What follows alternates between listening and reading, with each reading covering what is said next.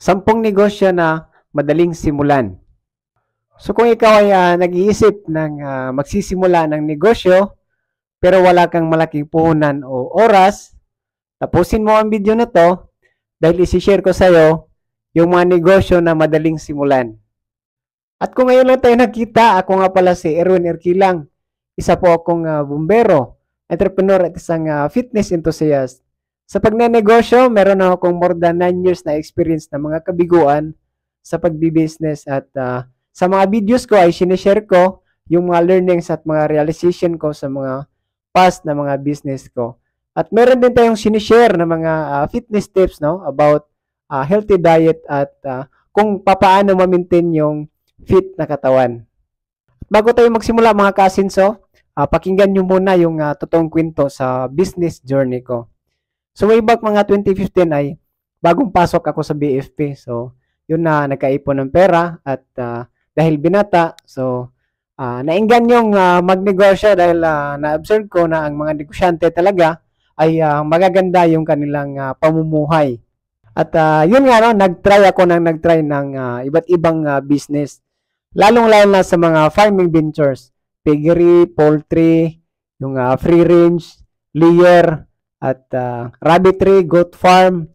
Sa food business naman, pastil, rice toppings. Nag-try din ako ng sari-sari store, barbecuehan. So, kung ano-ano na lang yung tinatry ko kasi pag may mga trending kasi, yun, sinusubukan ko at may ibang mga business na pinagsabay-sabay ko.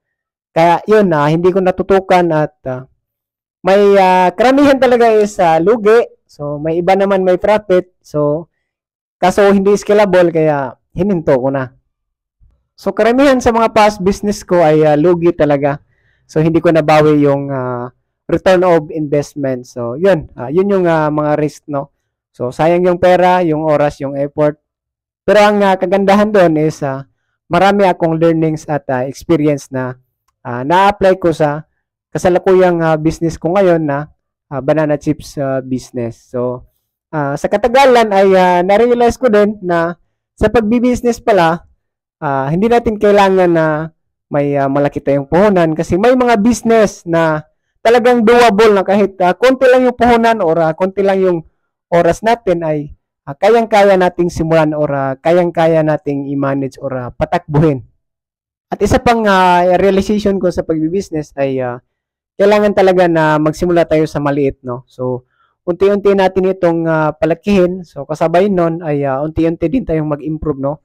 Doon din natin makikita kung paano natin i-systemize yung ating business habang papalaki ng papalaki.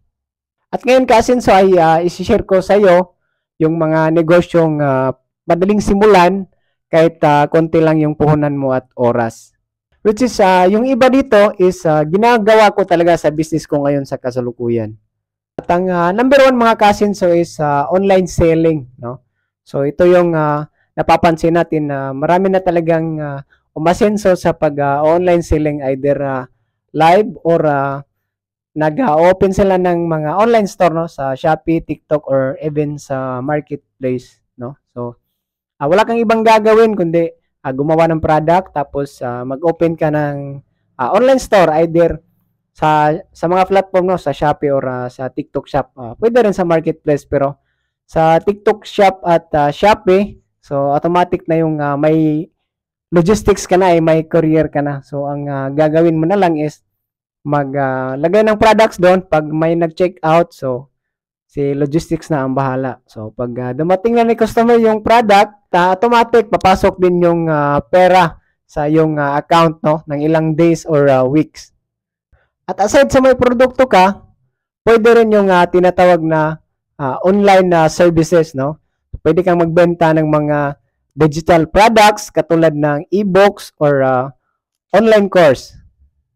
Number 2 mga kasinso na negosyo na madaling simulan ay food delivery or homemade snacks or meals, no? So kung ikaw ay medyo magaling magluto, so pwede mong simulan yung negosyo na homemade na mga pagkain, no? So pwede nating i-deliver sa mga customers. So katulad ko, yun yung negosyo ko ngayon na homemade healthy snacks na banana chips. So, chips naman yung ginagawa ko na pwede kong ipadala, no? Pwede kong i-deliver, no? Kahit saang sulok man ng Pilipinas. Pwede rin yung mga pagkain ng mga specialty, no? So, subukan nating gumawa ng mga cakes, pastries at mga kakanin na pwede nating ipasalubong. At ang number 3 mga kasinso ay freelancing. No? So mga services kung may kasanayan ka sa mga graphic design, writing, or sa mga web development, ay maaari kang magsimula no, bilang freelancer no, sa mga platform katulad ng Upwork or Fiverr. At ang number 4 mga kasinso ay tutoring or online coaching. No? So, pwede kang magsimula sa mga tutor online or online coaching. So, for example, mahilig ka sa gym or fitness. So, pwede kang maging online coach. At yun nga, dahil online, malaki yung coverage mo or kahit nasa malayo yung mga kliyente mo ay doable siya. Ang number 5 mga kasinso is vlogging or content creation. No? So, kung marunong ka magsulat or marunong kang gumawa ng video ay try mong simulan na mag content creation, no. Pwede kang mag-open ng YouTube channel at then pwede tayong kumita ng sa mga ads or even sa personal brand mo, no. Pwede mong i-build yung personal brand mo sa pamamagitan ng content creation at syempre sa sponsorship din, no. So makita din sa content creation. At ang number 6 mga kasinso ay retail business. No? So, sample dyan is sari-sari store. Kung may bakante ka sa harap ng bahay ninyo, pwede kang magtayo ng sari-sari store. Nang sa ganun ay ma-solve mo yung mga pangaraw-araw na pangangailangan ng mga tao na nasa paligid at the same time, kumikita ka. At aside sa sari-sari store, pwede ka rin mag-open ng online store. No? So, pwede ka maghanap ng supplier para ibenta mo sa iyong online store at pwede ka rin gumawa ng sarili mong produkto at yun nga, ibenta mo sa yung online store at syempre i-manage mo yung sarili mong e-commerce business.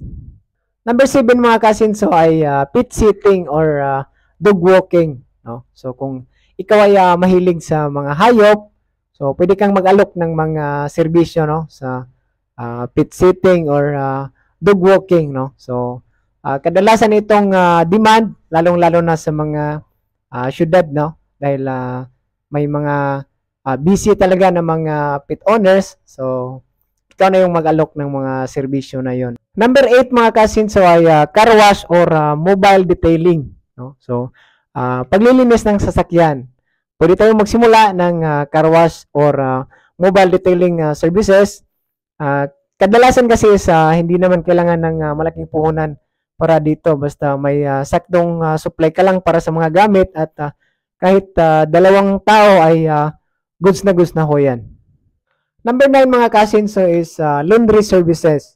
No? So, pag may washing machine ka sa bahay na may dryer, so pwede mo nang simulan yung laundry services mo. So, i-contact mo lang yung mga tao na sa tingin mo ay busy at wala ng oras sa paglaba. I'm sure na may marami kang customer. So, di mo naman kailangan yung mga advance na talaga ng mga washing machine, no? Kung meron kang washing machine sa bahay ninyo na may dryer, pwedeng-pwede na ho yan. Pwede ka na magsimula ng laundry services mo. As long as malinis yung resulta, mabango at maganda yung pagkalaba. So, goods na ho yan. Number 10 mga kasinso ay event planning. Pag-asikaso ng mga kaganapan. So kung ikaw ay organized na tao or mahilig sa parties, ay pwede kang mag-alok ng mga services, no, ng mga event katulad ng kasal, binyag, party, birthday, or even corporate events. No? So pwedeng-pwede ho yun. So yun mga kasinso, yung mga negosyo na pwede mong simulan kahit konti lang yung oras o puhunan mo. So syempre, piliin din natin ng mabuti kung ano yung naaayon sa atin or kung ano yung passion natin nang sa gayon ay magtatagumpay tayo sa sisimula nating negosyo.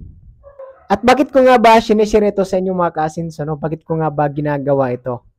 Dahil naniniwala ako na ang pagnenegosyo ay malaking tulong ho yan upang tayo ay umasenso at umangat sa buhay. Ang pagnenegosyo ay malaking tulong ito upang mapaunlad natin. Makakatulong tayo upang mapaunlad yung ating bansang Pilipinas. Kaya labanan natin yung hiya sa pagnenegosyo, labanan natin yung hiya sa pagbenta, labanan natin yung mga taong mapanglamang sa atin sa pamamagitan ng pagkakaroon ng negosyo. At nga pala mga ka-asinso, may community akong binubuo na tinatawag na ka-asinso group. No? So, click nyo lang yung link, pwede kayong mag-join at sabay-sabay tayong umasenso. At kung nakaya kong magkaroon ng negosyo mga ka-asinso, I'm sure na mas kaya mo. Kaya simulan mo na at gawin mo na. So, speaking of negosyo mga ka-asinso, kung wala ka pang negosyo at gusto mo talaga magsimula, open pa rin kami for resellers at business partners sa aming homemade healthy snacks na Pinoy's Banana Chips. No? So, mag-message ka lang. At lagi nating tatandaan mga ka-asinso na kahit anumang hamon ng buhay, never give up. Gawin mo lang kung ano yung dapat mong gawin. Do it now. So, gawin mo lang kung ano yung tama. So, thank you for watching mga ka-asinso at please like and share na rin at see you next vlog. Bye guys!